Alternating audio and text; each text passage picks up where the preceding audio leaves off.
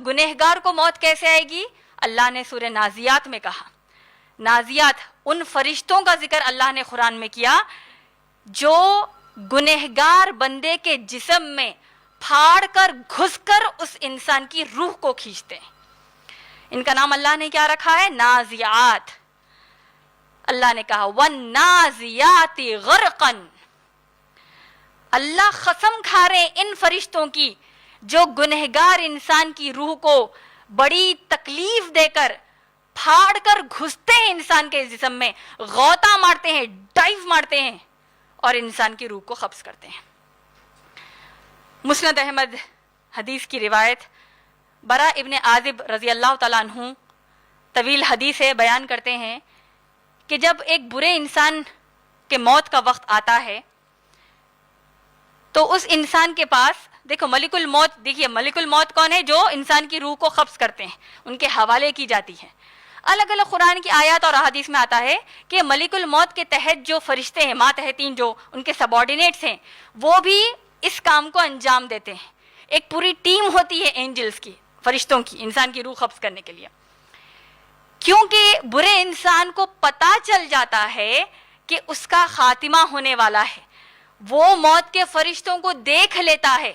और आप जानते हैं कैसी हालत में आते हैं मौत के फरिश्ते? इंसान मौत के वक्त तकलीफ में होता है, पहले से ही तकलीफ में है, उसको मालूम है कि उसको मरना है, तो जहनी तौर पर, जिस्मानी तौर पर, हर किस्म से एक इंसान बहुत ज्यादा सदमे में, इससे बड़ा सदमा हो ही नहीं सकता कि अब मौत ही आ रही है। पता चल गया इंसान को। अब आप अपने आप में तसव्वुर कीजिए इसको। मिसाल के तौर पर जब किसी इंसान का ऑपरेशन होता है, बहुत बड़ा, अगर किसी का ऑपरेशन हो रहा है, हार्ट का ऑपरेशन हो रहा है, किडनी का ऑपरेशन हो रहा है, या फिर सडन, जैसे हमारे यहाँ सिजेरियंस होते हैं बच्चा पैदा करते वक्त, जब ये बड़े बड़े ऑपरेशंस होते हैं तो डॉक्टर क्या करते हैं? आपको डराते हैं, आपको अलग अलग इंस्ट्रूमेंट दिखाकर डराते हैं और बताते हैं कि देखो हम ऐसा करने वाले हैं, ऐसा तुमको चीरने वाले, ऐसा तुमको फाड़ने वाले, तुम्हारा इतना खून निकलने वाला है, अब पता नहीं तुम चल सकोगे कि नहीं। ऐसा सुनते हैं आप डॉक्टर से? क्या सुनते हैं? दिलासा देने वाली बातें कि देखो कुछ नहीं होगा, बिल्कुल थोड़ी देर की बात है, 1 घंटे का ही ऑपरेशन है या चंद देर का ऑपरेशन है, आपको हमने बेहोशी की दवा देने वाले हम लोग। बहुत यही होता है, हर दुनिया का डॉक्टर यही कहता है कि आसानी हो जाएगी, चंद वक्त में आप चलने फिरने लगेंगे, यही कहेंगे।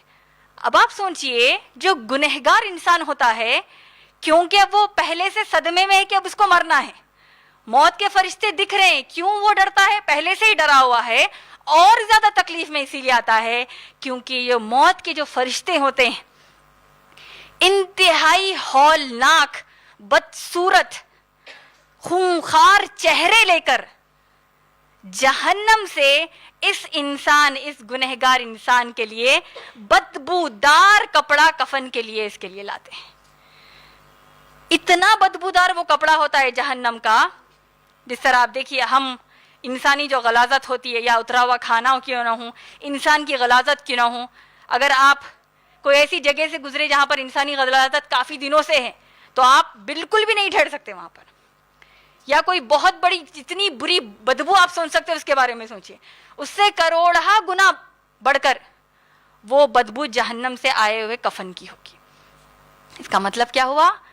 अगर आपकी मौत अल्लाह की नाफरमानियों में, आपकी मौत से पहले आपकी जिंदगी नाफरमानियों में गुजर रही है, सच्चे दिल से अल्लाह से तौबा नहीं की, आपको घर वाले कितना भी प्यारा कफन का कपड़ा पहना दें, कितने भी प्यारे अंदाज से आपकी तदफीन कर दें, उस तदफीन से पहले ही आपके ये मौत के जो फरिश्ते होते हैं, उस बदबूदार कपड़े में रूह को कब्ज कर लेते हैं। अल्लाह हमारी हिफाजत करे।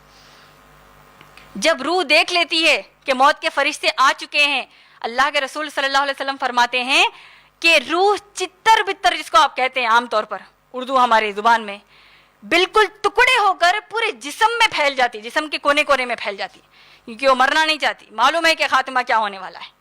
अल्लाह हमारी हिफाजत करे। और ये रूह को फरिश्ते इसीलिए नाज़िआती गर्कन, फरिश्ते डाइव मारते हैं, गौता मारते हैं इंसान के शरीर में और रूह को कब्ज करते हैं। इतनी तकलीफ से रूह को कब्ज करते हैं। इसकी मिसाल अल्लाह के रसूल सल्लल्लाहु अलैहि वसल्लम ने दी और कहा कि जिस तरह अगर ये जो तो ऊन है, ऊन आप स्वेटर जैसा हमारा होता है, वो जो कपड़ा होता है ऊन का, وول کا, اس کو اگر کچا کر دیا جائے اور ایک کانٹے دار درخت پر اس کو ڈال کر کھینچا جائے تو کتنی مشکل سے وہ کپڑا نکلے گا, کچا وون اس کانٹے دار درخت سے. اتنی تکلیف سے روح گنہگار بندے کے باہر نکلے گی.